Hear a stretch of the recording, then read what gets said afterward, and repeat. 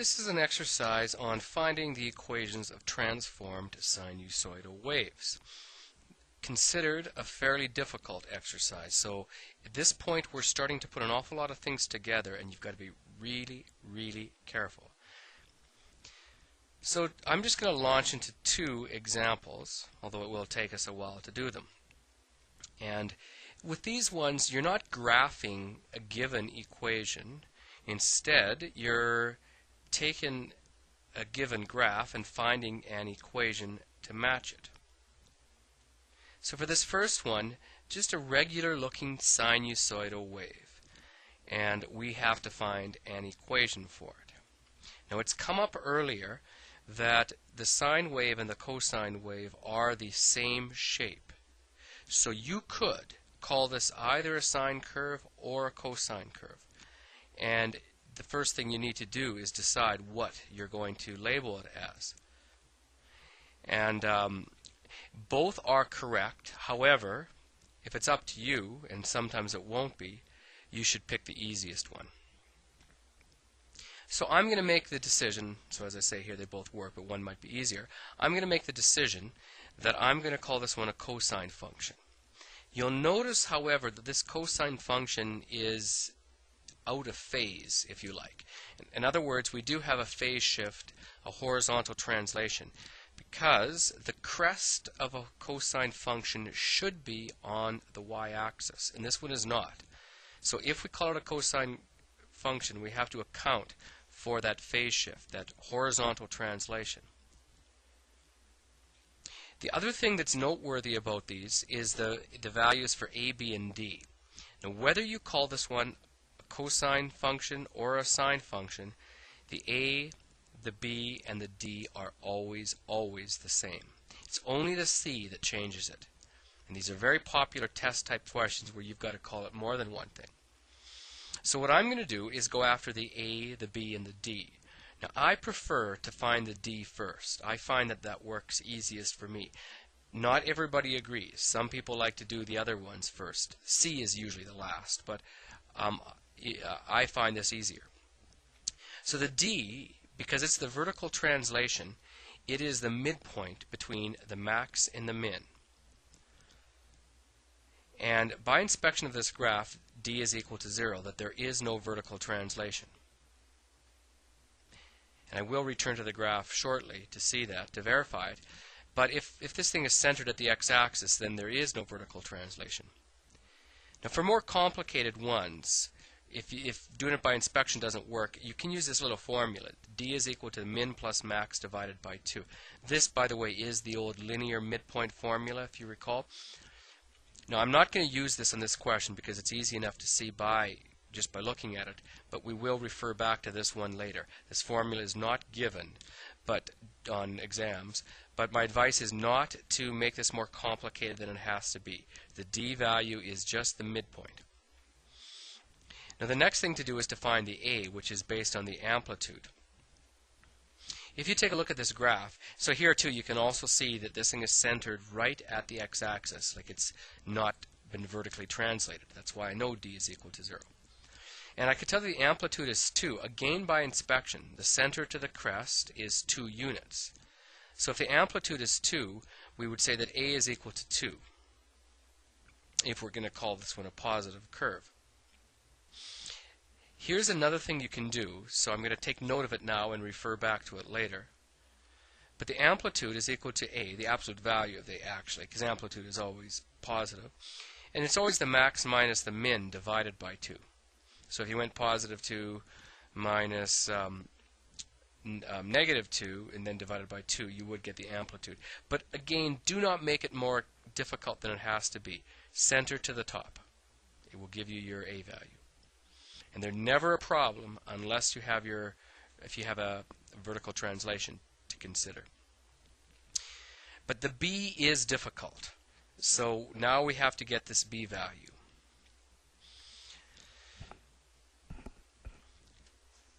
What I'm noting first off is what I call in the start point for a cosine function. Like I said earlier, cosine functions, if they haven't been translated horizontally, the crest will be aligned on the y-axis. It should be. but it's not. So I identify this starting point there. And I'll draw a little dotted line through it, not necessary, but you can see that it goes down to pi over 6. And then I go to the next crest on the next wave, and that's at 7 pi over 6. The period would be the horizontal distance between the two. And the only way you can really get it comfortably is to take that 7 pi over 6 and that pi over 6 and then subtract the two values, because it would be the distance between the two. So 7 pi over 6 minus pi over 6. You've got a common denominator for you. That's therefore 7 pi minus 1 pi over 6 is 6 pi. That reduces to pi. Now that we've got that, we know what the period is. There's a relationship between the b value and the period, you will recall, I hope. And b is always equal to 2 pi over the period. Or, in other forms, period is 2 pi over b. A very important little formula. So we take the 2 pi divided by the pi, and that means b is equal to 2. In other words, a horizontal stretch by a factor of 1/2. But we're basically set up. We have our a, we have our b, and we have our d. Now this is where things get a little messy. We have to find the c value. And we've already decided that this is going to be a cosine function, or I decided that. And because the start point should be right at the crest, what I have to ask myself is, considering that the graph should have been centered at the y-axis, that crest should have been at the y-axis, how far had it been translated to be in its current location? And seen as that value is at pi over 6, it means that there was a horizontal translation of pi over 6 to the right to put it where it is now. And since the c value is therefore pi over 6, we could now state that the equation is y is equal to 2 cos 2 theta minus pi over 6. So the a value is 2, the b value is 2, and then the c value is pi over 6. Not really an easy question. Let's take another one. Take a look at another one. So this is an innocent looking graph, but you can tell right away that this thing is not set up properly. We do not have it aligned on the y or the x-axis. So this one is again out of phase. It could be called either a sine curve or a cosine curve, but we're going to have to factor in a horizontal translation. The good news is you'll see that this is perfectly symmetric about the x-axis, so there has been no vertical translation. And I note that it could be either a sine or a cosine graph. And I have a little surprise for you as we go deeper into this equation. But as before, we find A, B, C, and D. And I always go after C last, and I start with D. Because there is no vertical translation, it means the d value is going to be 0 by inspection. Now I know we have that formula before, min plus max divided by 2. You could do that, but I'm not going to bother because I can see it's set up over the x-axis. And this simply means there is no vertical translation. The a value should also not be a huge problem. And I'm just going to take a look at this part, the second wave, not the first. You could have done it at any point. But the distance from the center to the top, well, you don't have a perfect graph, but it actually is 1.5, and it appears to be about 1.5. So let's use that number. So again, by inspection, we do have that formula you recall previously, perhaps, but it's not necessary if you can just read it off the graph. And then the b value. B, it's starting to get more complicated. Now, particularly for some graphs, I like to measure them from crest to crest. Now, in fact, if you are trying to find the period, you can measure them from any point to the corresponding point on the next wave. You don't have to go crest to crest. And depending on the measurements they give you on the scale, you may choose otherwise. But crest to crest is a good choice. So there we are, negative pi over 16 from the one crest to positive 7 pi over 16 on the other. So that would be the period based on that. And all you need to do is, as we did before, subtract away. Take the 7 pi over 16 minus the negative pi over 16 and subtract the two. This is obviously is easier in degrees, and there are people who will convert to degrees and then subtract. But if you can handle it with the rads, that is good. Now minus the negative becomes positive, so 7 pi over 16 plus pi over 16. Add away, because you've got a common denominator, gives you 8 pi over 16, which if reduced will give you pi over 2. That is our period. It's not our b value, but we can use it to find the b value. Because if the period is pi over 2, b, as always, is 2 pi over the period. So therefore 2 pi over 2, divide out that complex fraction, so that's 2 pi times 2 over pi, and you'll get b is equal to 4. So we're almost there. All we need is the c. We hadn't really established whether this was going to be a cosine or a sine curve. I was putting off the hard decision till later. But that really is the issue. You can go no further until you decide which it's going to be.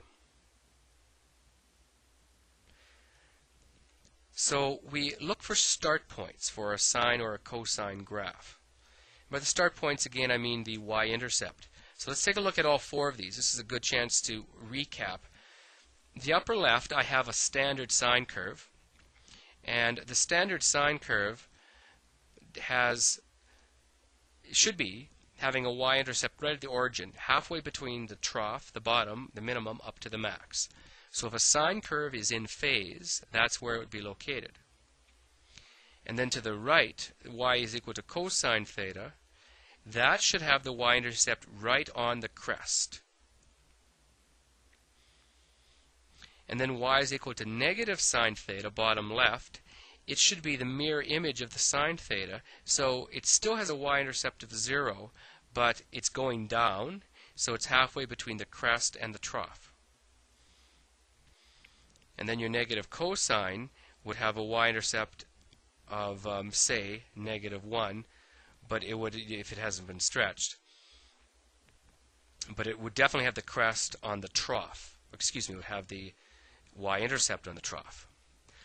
So what I'm going to try to do, if I want to call it whichever of these functions, sine or cos, positive or negative, I just have to line it up with what I want it to be. So to help, I'm deciding that I'm going to call this one a cosine function. It's not necessarily the easiest, but I will call it a cosine function. And then I will find out, by inspection of the graph, how far the cosine function has been translated horizontally to be in its current location. So I look for the start points. And this point there, the crest, should be on the y-axis. And it's not, if it's going to be a cosine curve. So here I've got to look at the this one in blue is before we did a phase shift, 1.5 cos 4 theta. So by inspection of this, the graph in black is where we want it to be.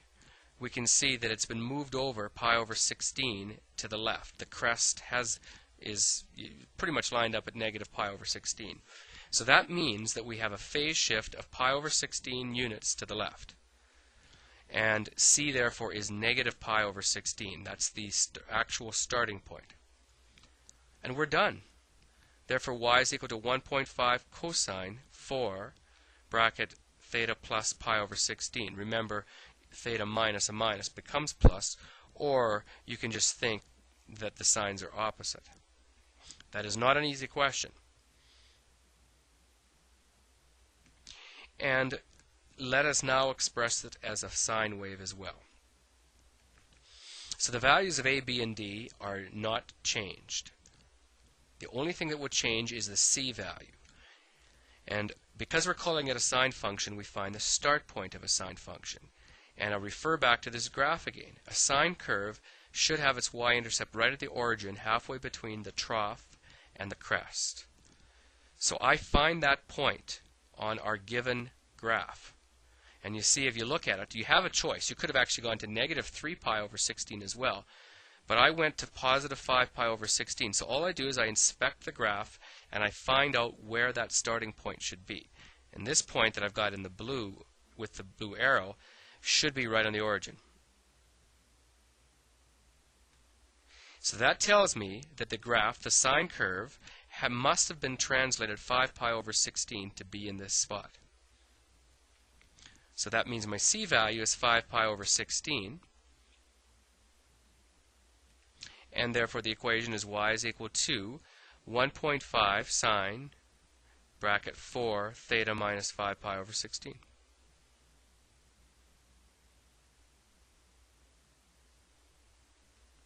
Now I'm going to do one more. I'm going to take that same graph and express it as a sine function with a negative, a less than 0. So this means with a negative sine wave, or a sine wave that's been reflected in the x-axis. And I'm not going back to those 4 graphs again, I'm just going straight to it. This pi over 16, that should be at the origin if it's a negative sine curve. You could compare that to that earlier graph we had. It should be at the origin, and it's not. It's at positive pi over 16. So that means that the graph must have been translated pi over 16 units to the right. So that would be our phase shift, which would provide us with our c value. And I guess I didn't write that out. But with that phase shift of pi over 16 to the right, it would mean that our equation is y is equal to negative 1.5. So this is our negative a value, our reflected sine curve. And then the other value for b stays the same. And then theta minus pi over 16. So these are considered difficult questions, but important ones, because they really force you to get good at understanding and recognizing the transformations of a sinusoidal wave. That's it for me. Thank you.